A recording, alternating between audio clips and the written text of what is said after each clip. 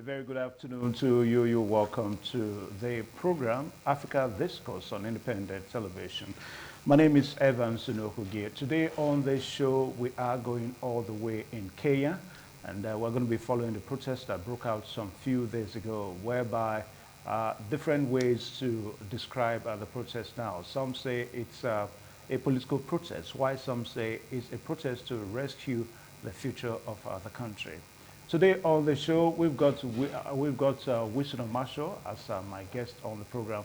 Mr. Wilson, you're welcome to the program Africa Discourse. Yeah, Wilson was suffice. It's a pleasure to be here with you, Evans. Okay. Yeah. All right, so today, let's look at the whole story about the protest in Kenya a few days ago. Though the protest has been kept in abeyance now, and feelers from Nairobi suggest that nobody is protesting anymore. Well, from your own points of view, what do you make out of the protest? Let's start from there. Well, if you take a look at the situation right now in Kenya, though it's tranquil, though it's calm right now, before the calm, there was an uneasiness that went through Nairobi, Kenya, across some other states in Kenya. You get to realize that somehow, if you are dealing with debt as a nation, you have to be very, very careful. Kenya also been doing so, they're trying to manage that debt and all that, but it got out of hand. Some are saying that they're heaping the blame on International Monetary Fund, which is the IMF, because they give us a that look for us or your country to get out of this debt. You have to take some stringent measures. You have to take some harsh or make some harsh decisions that may impact the citizens in the short run. But in the long run, you guys will get out of this debt without consulting the people, without feeling their pulse. Despite the fact that this time around there's been this surge in unemployment, despite the fact that there's been this financial crunch, you're not able that you want to put something new on the table that will not benefit the common man or woman doing business in Nairobi. Tax reform. You want to increase that taxes so that you're able to pay the debt heavily that is in the country right now. Not like asking, when you guys were collecting this debt, when you were signing the MOU for this debt procurement, or whatever you want to call it, did you consult the citizens? Were they aware? Now it's time to pay back. You want to hit the debt on the citizens. You know, some countries, they have this high threshold of enduring pain.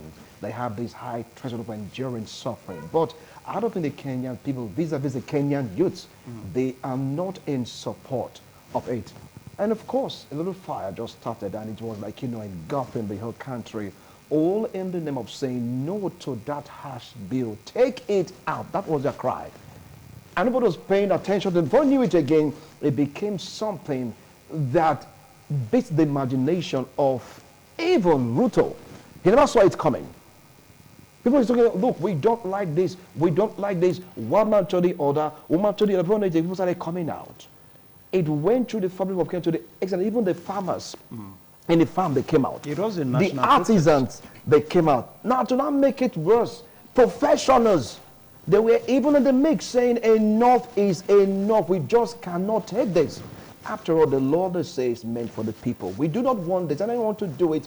Don't put us in the picture. Look for other means of at least paying back the debt. Don't push it back to the people. What did you borrow this money for? Is it for capital expenditure or recurrent expenditure? For capital, majorly for capital expenditure. Because now you see, now if you push what the government ought to do for the people back again to the people, what kind of a government are you? That's a big question right now in the heart of so many Nigerians observing what happened in Kenya. In fact, many presidents in the world are just observing. What kind of government are you? You say capital expenditure. If it's capital expenditure, then you have the right or the means to recuperate the money and pay back the IMF. Why would it push it down the throat of the citizens of Kenya? All right. Now, there is a thought of it, that suggests that perhaps the Kenyan parliament, members of the parliament now, that they are really not, in tandem with the people. I mean, at the parliamentary level, the bill was passed only for the president to pass it, but the president didn't pass it. Yeah. Now, what do you make of this idea of, African parliamentarians, going above the expectation of the people that they represent? Because that's one way we can actually explain what happened in Kenya. All right. Now, if you take a look at government or governance, you get to realize sometimes once these presidents are elected, it cuts across broad in Africa as a continent. you see that distance between them and the people. It's like they are cut off from the people. They don't feel their pulse.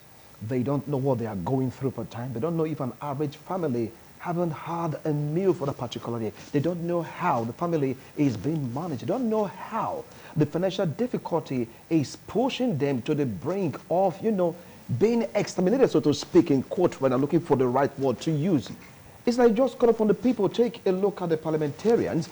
You call them the senators, the House of Representatives in Nigeria. If you go to Ghana, they have their own also. You get to realize that once these Africans get to that particular stage, it's like a world on their own. They just use what they see in books, in theories to analyze what is happening in the street, which is totally different from real life situation. You can't place an ideal society on the table and say, look, we felt that this is the way things ought to go. By the calculation of IMF, if we should increase the tax, would this also be the period of time we're able to pay off this debt? Before you want to push the debt, so how are they faring? This they do not know. Some of them know how to drive big cars. Of course, I'm not against big cars, as long as you know how to do your job properly. Some of them know how to, push the law. But when the law is not favorable to the people, what should be the right thing to do? You recoil. But if you still recoil, so the people got angry and said, look, you have to listen to us. After all, the law is made for the people and not the people for the law. So that was why they went to the streets? To the streets. To, ventriculate. To show the government that, look, we are not happy about what you're doing. Now, day one of that protest, no life was lost. But the government was vehement. No, they were still adamant. But we have reports. Yes. We have conflicting reports, though. No, hold on. Some say about 280,000. No, hold on. Some say about 400,000. No, hold on. Kenyans For day one of that protest, no life was lost. Day one of that protest, they didn't gain access to the house. It was when Ruto was showing signs of not listening to them. That was when the protest intensified. It became a battle between the protesting youths, protesting professionals, artisans versus the police, right? Police, soldiers, and that came into the same because people are overwhelming the police force. That's when I started recording deaths. Now, but some say it's somehow, still politically motivated. Maybe rival politicians trying to, cause chaos in Kenya. Because as at the time the protest started, now Ruto had not even signed the bill. And so why, he has not signed the bill was with him. So ordinarily one would have expected that it was maybe after he signed the bill that the youths, the protesters in Kenya came out and they started protesting. So don't you think somehow for, the school of thought that probably has it that, okay, the protest was politically motivated, don't you think they may be right? Well, if you take a look at Kenyans on the average, they're educated. You understand it? Now, before a protest will start due to rumors about a bill or two, they might have heard it, they might have placed situation on the table, they might have thought about it. This is not the first time you have opposition in government. They've been saying one or two things, but when they thought about what they were being told, and this thing is going to happen, they heard IMF. Don't forget what I said before. Day one of that protest was not as bloody as subsequent weeks. So it was a reaction to a reaction to what they heard. How did that Ruto talk about to say, look, okay, fine, you guys are not in tune with this. We are going to stop. He didn't say anything to show that means what these guys told them is totally true. Who would bear the brunt? Who took the money? Who borrowed money for what cause, for what purpose? Are they benefiting from what they were given or what they borrowed from IMF?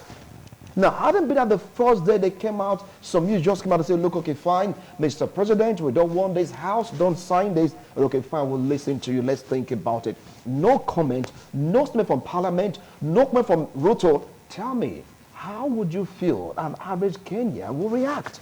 It is not about opposition. It's about what is on the table. It is about the threat of their livelihood. Just imagine a family not able to feed. Are you saying that because of the new tax law, however it was passed into law, you are going to pay X, Y, Z extra to what you've been paying before? Who would take it?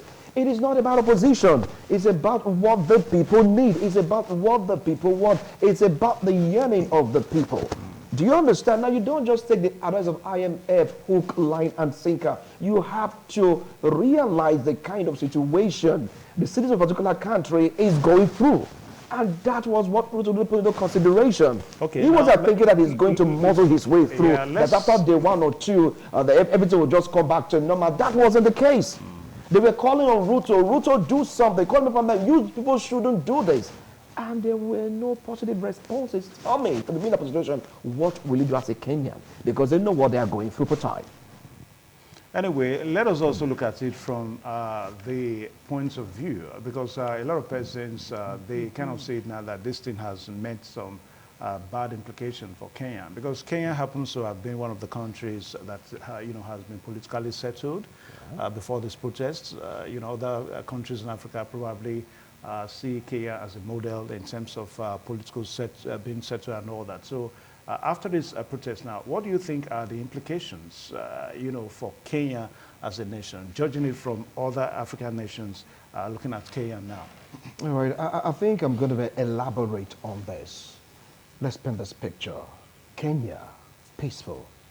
Governance, according to the then picture, was like in tune with the people. A kind of according a model. To, no, yes. According to models, especially from the Eastern Bloc, it was peaceful. But sometimes, some kind of peace experience in some countries, what they call the graveyard peace.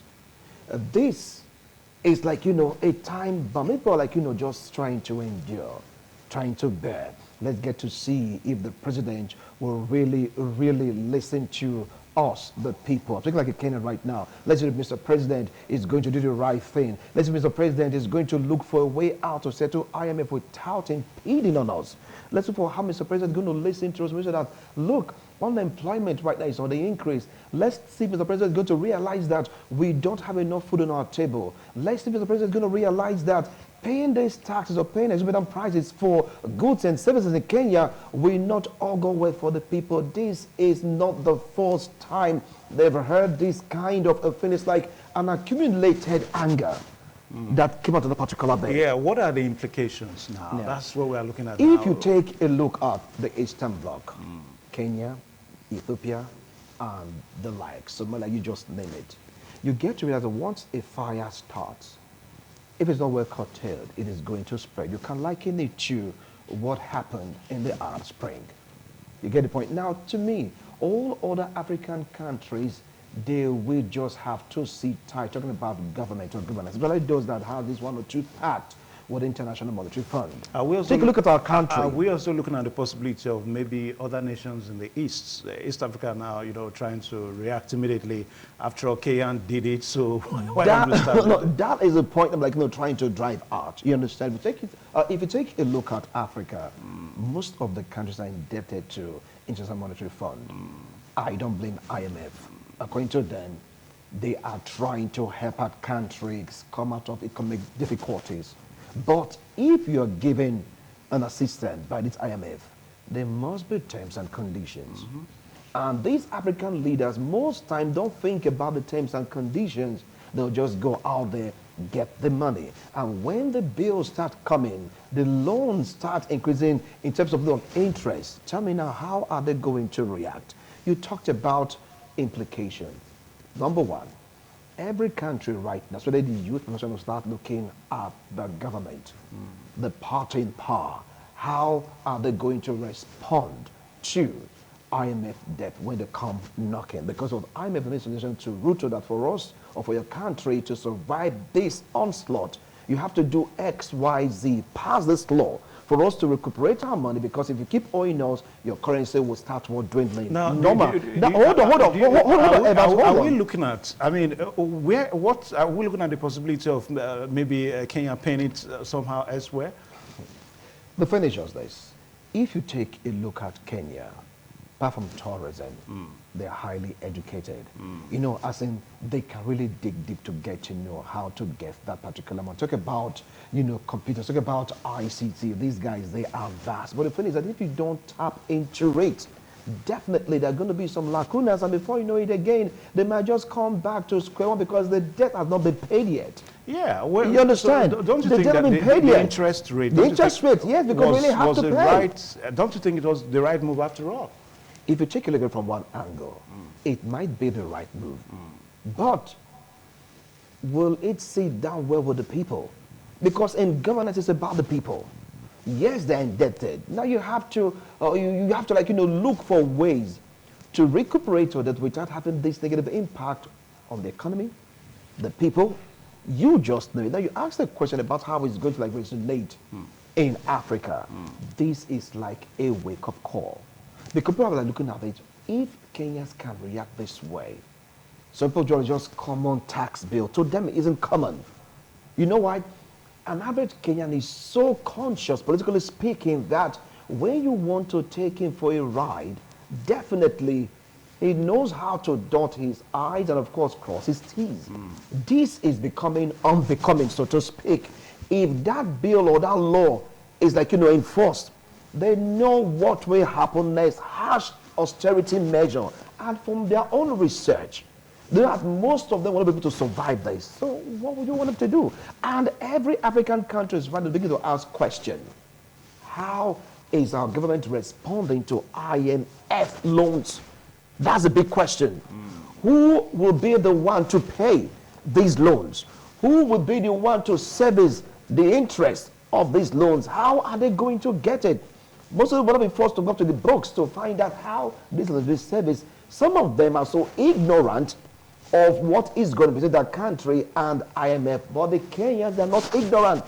They are highly educated, so they know the nooks and the crannies on how to talk about the record. Because take a look at the protesters. Okay. You don't have artisans only. You have professionals that can read, that can write, that can interpret economics. They know what is going on. And this, like, clerical to other African countries. Okay. You just can't take a citizens for a ride for a long time. Yeah, we'll take a short pause now, so that we'll bring some updates, some headlines, and when we return, we're going to be looking at the impact of this protest in Africa, governance in Africa. We'll talk about the impact, just as what Wilson said, that this protest in East Africa now, that the implication of it is that most nations will start, going the Kenyan way. I mean, if laws are not favorable, before they go to Kenya, they have to make their research to find out how this money is being utilized. Anyway, when we return, we'll talk about all that as the program progresses. Please stay tuned. All right, thank you one more time. The program still here, Africa Discourse on Independent Television. And today we are looking at the protest in Kenya, whereby we saw, clips of what happened some few days ago in Kenya. And just like what we said a while ago, that Wilson Marshall, even if he has not been to Kenya, but he explains the situation like a Kenyan. Wilson, you welcome one more time. Yeah. Now, a while ago, your strong point was because of the International Monetary Fund loan and all that. And also, you also said that Kenyans are very educated, they are enlightened and all that. But little wonder if they actually know the implication. Because the truth of the matter is that it's like you, Wilson Marshall, you borrow money from somebody. Now, in order for you to keep on borrowing, because you don't have money of your own, in order for you to keep on borrowing, you must pay the first one that you borrowed. So what the Kenyan government is saying that, hey, we need to pay off this, loan, IMF loan, monies gotten from foreign creditors and all that. We need to pay. If we don't pay, there's no way we can borrow more. Because to the Kenyan government, this money means development. It means advancement. They need the money to build hospitals, to build more schools, to create employment and all that. Now, the question that we ask, these Kenyan youths that protested, do you think they are aware of the true situation? Do they really have a handle of the true situation? Let me paint this picture with the example you gave. Vis-a-vis, maybe I borrowed money, right? I'll not tell my children to pay the money. That's what they're doing right now. No, hold on. The money must be paid. True, yes, hold on. Yeah. I borrowed money, right? I want to take care of the house, right? Then I'll be like, children are at tender age. Well, you should go and pay the money. That But is that money has what, to be paid. hold on, no, hold on. Now, they'll be like, Daddy, why tell us pay?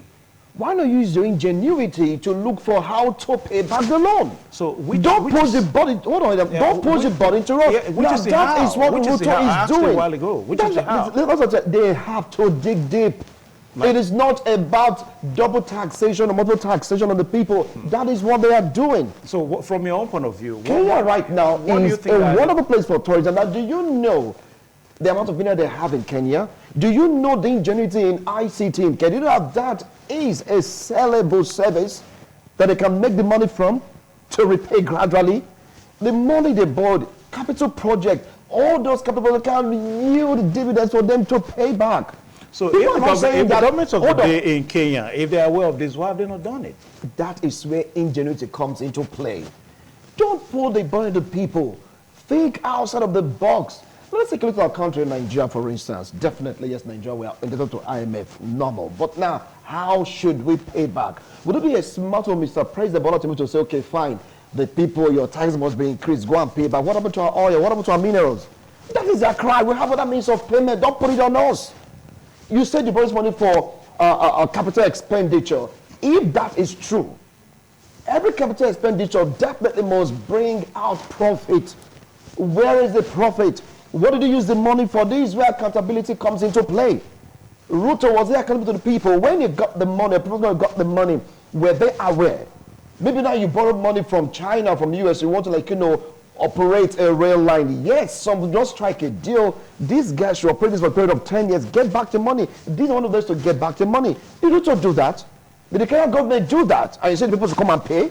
That's why they are crying. Even the professionals, they are aware of the situation. They even came out in mass to support the youth, saying, yes, you guys are doing the right thing. They came out all in mass and said, look, Ruto, we do not agree to this. Don't use this debt to break our neck. Use ingenuity. Think outside of the box. If you're saying a man is owing monetary to come and pay tender, how can they pay it? All right. So, what do you really think Yes.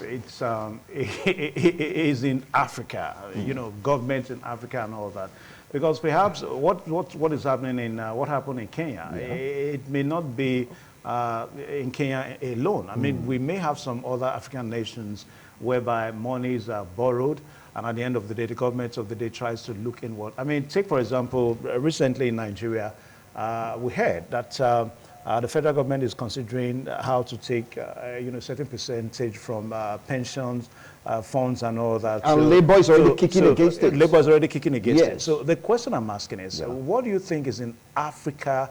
African leaders, that's, all of them seems to be dancing the same tune, dancing the same way. All right. Now, I would like to start off with what happened in Tunisia. Remember the Arab Spring that engulfed some parts of Arab nations. Discovered that, look, a young man woke up one morning, just couldn't meet up.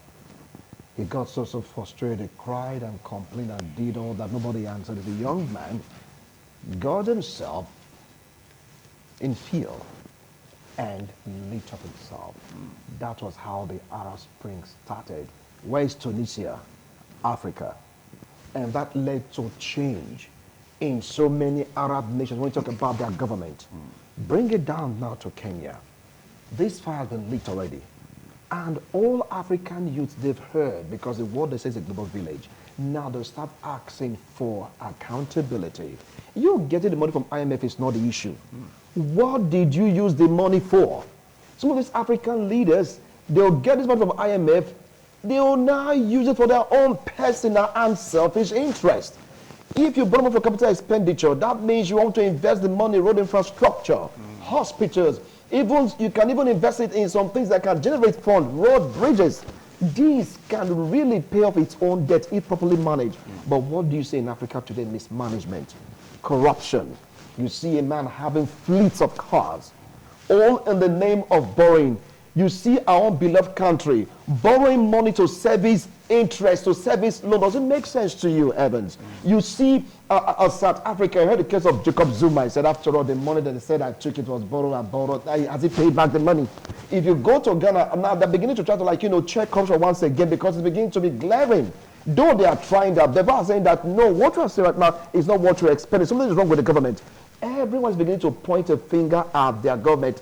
all around Africa. Now, when this one has been lit in Kenya, you get to be shocked, or let's say, I want to be that surprised to get to some people say that, look, let's start probing each government. Whatever you borrow from IMF, put it where we can see the figures involved. You have to let us know. Those things you need the money for, we need to know. And how are we going to pay back this debt? You should have a blueprint. You are borrowing for capital expenditure. How are you going to pay back? Are you going to invite these companies to, what particular company want to open with this money to pay back the money over a period of years? All right, so what you are saying in essence is that the Kenyan government should look another way around to pay the debt. Simple. Okay. All right, so let's look at the impact now, because you have hinted it, to a point now that what happened in Kenya may snowball into other countries. It's more or less going to have it may just start from the eastern bloc of Africa. A ripple effect. It may start in East Africa, and before you get to know, it gets to West Africa. Maybe Nigeria will be the next nation. But let's look at it now. What impact do you think is going to have on governance in Africa? Now, are we going to have a situation whereby, mind you, all is not Uhuru yet, because some analysts are of the opinion that perhaps William Ruto is just looking for a way for the situation to quell down. That he is going to, but after all, Ruto, he has learned his lesson in a hard way. Yeah, well, that's your opinion. But the point is, he's the president, and of course, he can still reject the parliament. Do you understand? He can reject the parliament, and he can still sponsor some, interest, and before you know it, it's going to be passed into law. So the question I'm asking is, how do you think this whole episode that happened in Kenya, how is it going to impact on governance in Africa? Right. It is going to impact in so many ways in governance in Africa, because it's going to give rise to accountability. You understand that each president, each governor, member of parliament, they will now sit tight, because nobody wants what happened in Kenya to replicate itself in this country, in their own country, because that may just be explosive. So the country is populated. Well, that would be a good hold on. If it makes all African leaders to sit up. Now, if it's not taken into consideration about the feelings and plight of the people, definitely we may have a part two of out of in Kenya in some African countries. Look at some African countries. The way they are governing, you get to see executive Muslim parliament, Muslim legislature. You get to see them becoming, bedfellows just to impoverish the people. Now that is what Kenyans were fighting against, because that law would have impoverished the people the more. They don't want it because they're so smart. Well, like Mr. President, we do not want this. Now you go borrow money. You tell us it's a capital expenditure. Before know it again, use it for something else. You're going to see capital flight from a certain country to a Swiss account, capital flight from a certain country to a Chinese account, to Switzerland, to America. You just name it. Is that the reason why our governors or presidents are borrowing money? It's a wake-up call for everyone.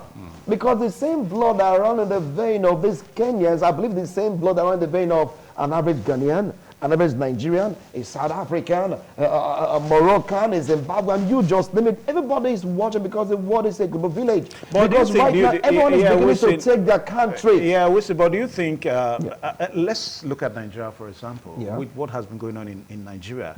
I mean, you and I, we've been here, and we've seen how the economy has, has become so questionable. Let's leave it there.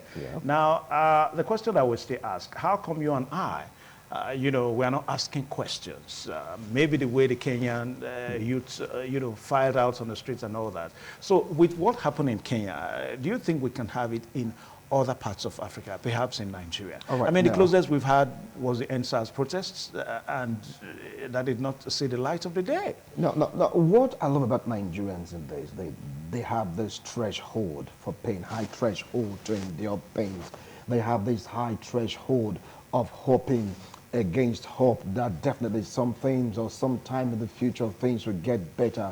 They have this religious tenacity, this belief that what God cannot do doesn't exist. Maybe that's the reason why Nigerians are like, sitting and watching. But Evans, many persons, many youths are beginning to ask questions.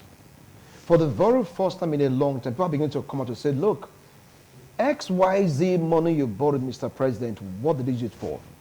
You want to borrow money again to go service, or you want to buy a helicopter, you want to buy a jet. What about the old ones that we have? Youths are beginning to ask questions. See that Mr. President is becoming more careful.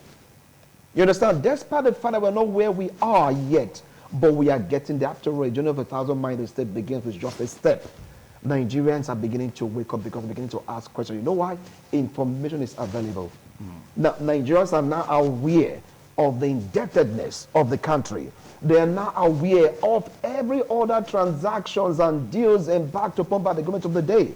They are now more politically conscious in the sense that if you're not careful, your opponent will just go out and dig up your file and tell the country how they're managing this country.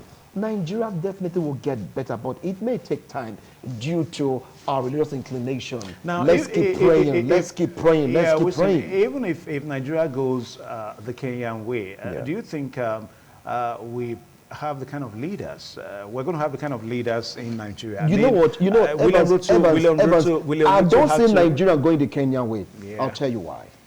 Because of our political affiliation, because of our religious affiliation, because we still have this hope that, look, if our person is there, he's going to take off his own end. He's our brother, he's our sister, please don't touch him. You're going to see citizens fighting to protect an individual that is impoverishing them because they belong to the same ethnic group. So if Nigeria is not going to go the Kenyan way, how do you think Nigerians or Nigerian youth can demand for accountability? Get more involved in politics. That's it. You have to get more involved in politics. You have to, you know, make your government, president, senate, house of rep, governors, local government chairman, they need to be accountable to the people. It is high time we started asking questions. Yeah, that's what I'm saying. And I just begin to ask questions. It's the same thing you and I were saying now. It is not about going out there in the street, protesting, destroying properties. We're saying, yes. Let's try to, step down a little bit. Now, you just said that Nigerians cannot go the Kenyan way because of certain interests, political affiliations and all that. Now, I asked a while ago that what are the implications? You said that, okay, it's going to make, other nations of the world to start asking questions. Good. So the question I'm asking again, so if we are not going to get these leaders accountable, if we're not going to make them to focus on what they're elected on to do, I mean, how do we get their attention? I mean, because in Nigeria, it seems that we have the kind of leaders that can do anything, they go away. No, well, that time has come and gone. You know why? The youths are becoming more and more conscious. Every day, politicians are becoming more and more skillful and careful in the way they're handling these youths and these people, because everyone right now in Nigeria, they're going through a lot. But the thing is that no Nigerian want to come out to say, hey, we are going to protest. After all, you have something to think about. Doesn't say we'll not go to Kenya because of our love for life. We have other ways. Vis-a-vis going more into politics, asking for accountability, because people are beginning to do it gradually. You got to realize that sometimes in Nigeria, people in this political party, they argue over issues.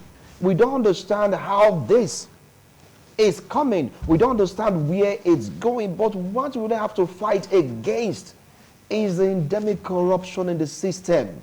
You get to hear, eat your own, I eat my own, keep quiet. That's what it's killing Nigerians. So if they can check that, corruption, definitely. We don't need to go to Kenya. We'll have legislators. You understand it? Because something really happened some years ago. We call it the hashtag End SARS protest. It took Nigeria by storm, especially the southern part of Nigeria, the eastern part of Nigeria. Did it happen in the northern part of Nigeria? It's a big no. As I say, we cannot as a nation go in the Kenya when they came out as a singular unit. So what you're saying is that alternatively, let Nigerians, be more interested in politics. Ask for accountability. Accountability. How? Get more involved in government. In politics. Yes, they have to do that because that's the only way. Because if you leave politics for, in quote right now, the bad ones, tell me, how will you do to change the system? If you leave politics now for the godfathers, how are you going to change the system? Look, see, Muslims, Christians, traditional institutions should go deep into politics before we will turn and turn and turn. Eventually, one day, we're going to get the right persons that will put Nigeria first. Because right now, many of our leaders, they're putting themselves first as against putting the country first. If you can put the country first, like what the youths of Kenya did, and what they are still doing, Nigeria definitely will become once again the giant of Africa. Until we do that, and it all begin with forming your government. As I said a while ago, that some analysts have the opinion that perhaps William Ruto is just trying to quench the fire. He will not dare it again. He will not dare because of what he saw, because of what he tasted.